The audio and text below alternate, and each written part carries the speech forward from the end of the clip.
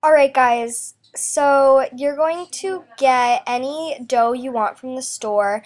I recommend this Portland one or make your own like we usually do. So just dust your surface with flour, move it around, and roll that out nicely until it's circular. If that's not working very well for you, then do what I'm doing right here, just using my hands to stretch it and pull it around and just make it good. So when I was done doing that, which you'll see in like 2 seconds, I just plopped it back down there, and it was pretty good, pretty circular. So we next got some ragu sauce that was vegan and started to just make a ring around the outside of the pizza in sauce. So that's pretty much all I did there. I made sure I had enough sauce on there. And then I went in with some Daya cheese, which I'm going to bring. There it is, Daya cheese. So I'm just, Daya, there it is. So I just started to sprinkle the Daya cheese all around it. Luna's over here trying to tell me it's Daya, but I like to say Daya. So there, I thought that was enough cheese. So I decided this would be better with a pizza roller actually, but cut an X through it, and then you have to cut another X, which I didn't do at first. I tried to just have that X because I was lazy, but you really need another X, even though you feel like it wouldn't. You need another X. Yeah, because see how open those spaces were? Yeah. You need it to be XX. So that's what it should look like right there. Little wreath, sort of, and little pizza pockets will start to form. And it looks so beautiful when it's done. It looks like you could fill it with green pizza ingredients and give this to someone as like a Christmas present and make it like a wreath, like a pizza wreath. I don't know, just an idea.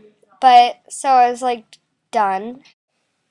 So basically now all you need to do is get the ingredients of your choice, which is especially good if you have a party, because then you can do different little pockets of different ingredients based on what other people like. So this pocket was just one sun-dried tomato slice and some oregano, and then I went to go find some ingredients for the next one, which I picked were some mushrooms. So I opened the box and started chunking out little pieces of the mushrooms and putting them in a few of the pockets. And I went to get, broccoli. I love broccoli on pizza, but a lot of people don't. So I took a little shred of it and started just putting it in little pockets. I think I put some on, like, all of them pretty much. I like broccoli on pizza a lot, and I know that everyone I was cooking this for did.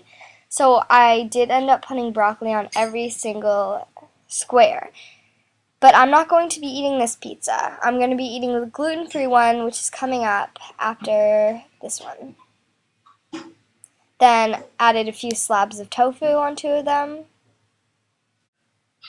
So I decided to go with a different surface because the last one had been dusted with flour, and I wanted to use a different plain surface for the gluten-free dough. Now I use this mix because I didn't want to like make it myself on my first gluten-free pizza try. So I got the little bread hook that comes with any mixer, and then I started to read the box directions, and they just said add a 1.5 cups of water, lukewarm water, for the yeast, and then 4, I think, tablespoons of olive oil, and then it set as for 3 eggs. So I decided to use the egg replacer that we own, and that was like 2 tablespoons to every 1.5 teaspoon of egg replacer, 2 tablespoons of water. So I just ended up I just translated that to 3 eggs.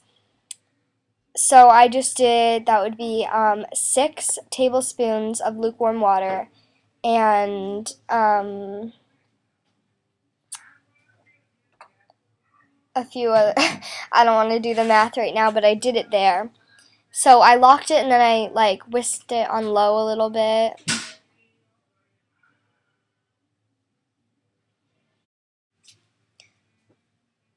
So, now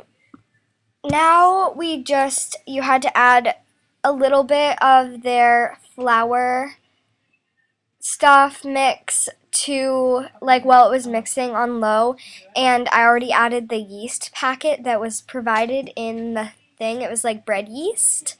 And so I just let that blend together until it looked incorporated, which took a while. So I checked it, and it looked a little wet, but the flour was up along the side, so the mix was up along the side, so I decided to scrape it in. And checking it again, if you see it, it's really wet. It's like cake mix, sort of. So I just was looking for a solution, and I saw the, like, King Arthur flour. No, not King Arthur. Bob's gluten-free meal stuff. So I added it. So next I covered it in plastic wrap and a towel to keep the plastic wrap down, and that's what it looked like before it rose. And now this is what it looks like after it rose. I don't know if there was much of a difference, but this was the best pizza dough I'd ever tasted, like gluten or not. So now the only thing in this that will change, you'll just go about with the gluten-free dough as you would with the normal dough. You just put cornmeal down instead of flour. This is what the gluten-free one turned out like. And this is what the non-gluten-free one turned out like. I made this for my dad's birthday, so I hope he likes it. Thanks for watching this video. Please subscribe, like, and comment. See you next time.